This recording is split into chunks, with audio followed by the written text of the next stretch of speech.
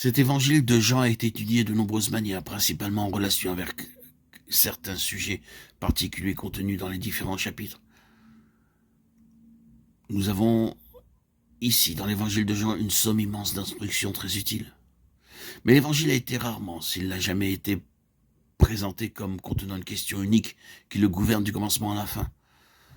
Notre objet de le faire ici est de montrer qu'une seule et unique question est à la base de tout l'ensemble.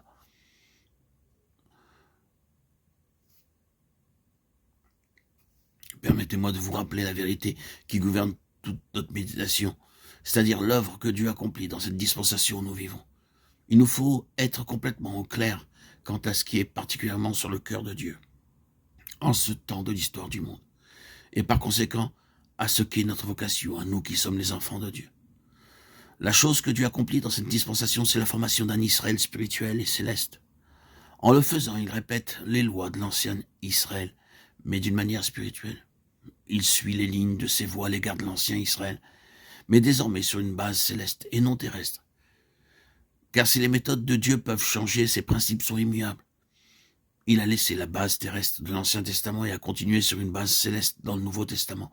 Il a passé de ce qui était temporel à ce qui est spirituel, et le spirituel est infiniment plus grand que le temporel.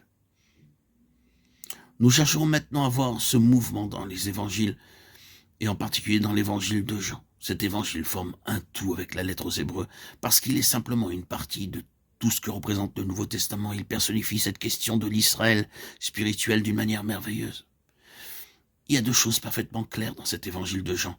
L'une est l'arrière-plan juif de l'évangile et l'autre, la base spirituelle qui se trouve derrière l'histoire juive. Cette base spirituelle est mise à la première place dans cet évangile et devient la base de toute la nouvelle dispensation. Considérons cela, il y a au moins 16 signes de l'arrière-plan juif dans cet évangile de Jean. Avant de considérer ces différents points, remarquons encore que l'introduction est une présentation du Fils de Dieu. Il se tient là, à la porte de ce nouveau mouvement de Dieu concernant l'Israël céleste. Nous sommes tous familiers avec cette présentation merveilleuse qui nous est donnée au commencement de cet évangile. Au commencement était la parole, et la parole était avec Dieu, et la parole était Dieu. Elle était au commencement avec Dieu. Toutes choses ont été faites par elle. Et rien de ce qui a été fait n'a été fait sans elle. Et nous pouvons voir qu'il nous est dit beaucoup de choses encore. Correspondant à cette introduction, nous avons celle de la lettre aux Hébreux. Après avoir autrefois parlé à nos pères, à plusieurs reprises et de plusieurs manières par les prophètes, Dieu nous a parlé dans ces derniers temps, son Fils, celui qu'il a établi héritier de toutes choses et par lequel il a fait le monde.